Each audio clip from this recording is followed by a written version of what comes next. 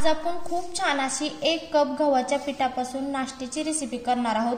खूप सोप्या पद्धतीने होणार आहे आणि खायला पण एकदम मस्त लागणार आहे आणि भरपूर बनणारी आहे आणि हा नाश्ता खूपच छान होणार आहे।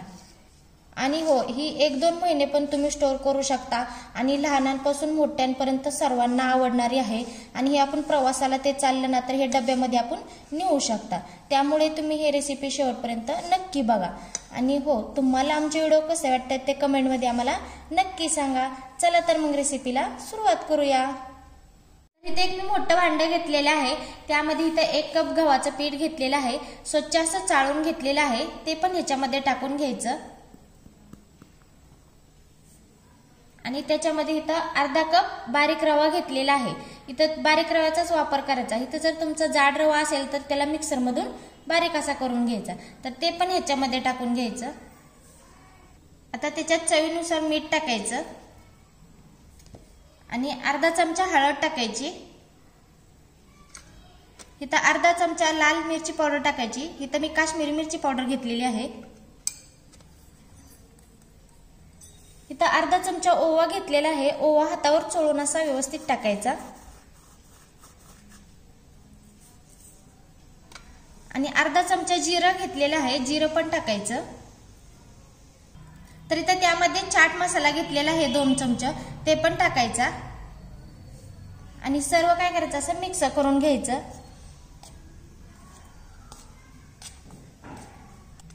आणि हा गव्हाच्या पिठाचा स्नॅक्स आहे ना, 1 महिना छान असा टिकू शकतो, खायला पण एकदम मस्त लागतो। तर इथे बघू शकता सर्व असं मिक्स करून घेतलेलं आहे। आता त्यामध्ये आपण इथे तेल टाकणार आहोत। तर इथे मी 2 चमचे तेल घेतलेलं आहे, ते तेल ह्याच्यामध्ये असं टाकून घ्यायचं। आणि तेल टाकल्यानंतर हे हाताच्या साहाय्याने काय करायचं, असं मिक्स करून घ्यायचं। हे तेलामध्ये छान असं मिक्स करायचं। जोपर्यंत आपली अशी मूठ बसत नाही ना तोपर्यंत हे छान असं मिक्स करून घ्यायचं। आणि जर आपली मूठ नाही बसली ना तर ह्याच्यामध्ये थोडंसं तेल टाकायचं। तर इथे बघू शकता आपण छान असं मिश्रण हे मिक्स करून घेतलेलं आहे। तर इथे बघू शकता अशी मूठ बसायला पाहिजे तोपर्यंत आपण हे छान मिक्स करून घेतलेलं आहे। तर आता आपलं हे मिश्रण छान तयार झालेलं आहे। आता त्यामध्ये आपण काय करायचं, पाणी ओतायचं आणि थोडं थोडं पाणी ओतायचं, एकदम पाणी ओतायचं नाही। आणि ह्याचा घट्ट असा गोळा बनवून घ्यायचा। इथं पातळ आपल्याला बनवायचं नाही, इथं घट्ट असाच गोळा बनवून घ्यायचा। तर ह्याच्यामध्ये लागल तसंच पाणी ओतायचं।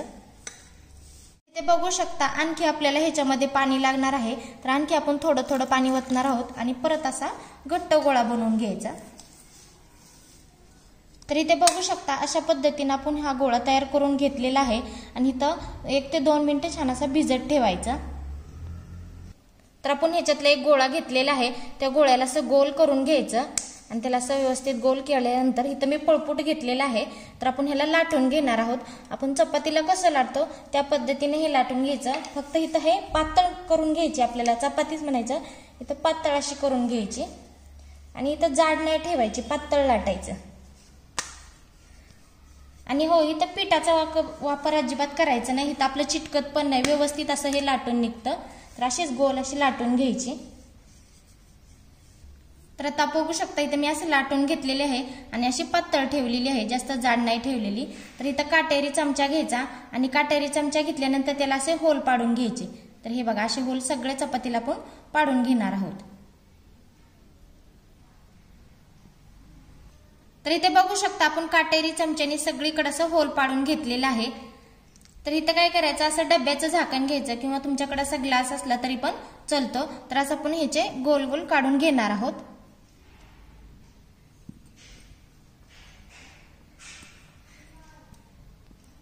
तर सगळीकडून असं गोल गोल काढून घ्यायचं आणि हे साईडचं पीठ आहे ना ते असं काढायचं।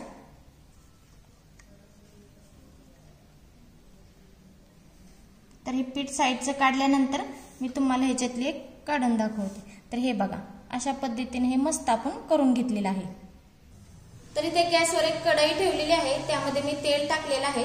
तेल हे मध्यम गॅसवर गरम करून घ्यायचं आणि इथं जास्त पण तेल नाही टाकायचं, थोडंसंच टाकायचं। तर इथे मी मध्यमच गॅस ठेवलेला होता, मध्यम गॅसवर आपलं तेल गरम झालेलं आहे। आता त्यामध्ये हे आपण टाकून घ्यायचं आणि जर मोठ्या गॅसवर जर तुम्ही तेल टाकून घेतला तर आपले हे करपू शकतात, म्हणून हे असं टाकून घ्यायचं आणि मध्यम गॅसवरच तळून घ्यायचं। तर इथे बघू शकता आपण दोन्ही साईडने हे लालसर होईपर्यंत आपण तळून घेणार आहोत आणि गॅस हा मध्यमच ठेवायचा। तर इथे बघू शकता दोन्ही साईडने छान असं लालसर होईपर्यंत आपण हे तळून घेतलेलं आहे। तर सर्वच असंच तळून घ्यायचं। इथे बघू शकता आपण सर्व असं तळून घेतलेलं आहे आणि खूप छान झालेलं आहे। तर इथे बघू शकता मस्त असा आपला 1 कप गव्हापासून नाश्ता तयार झालेला आहे। मस्त असा कुरकुरीत पण झालेला आहे। तर इथे मी तुम्हाला एक दाखवते।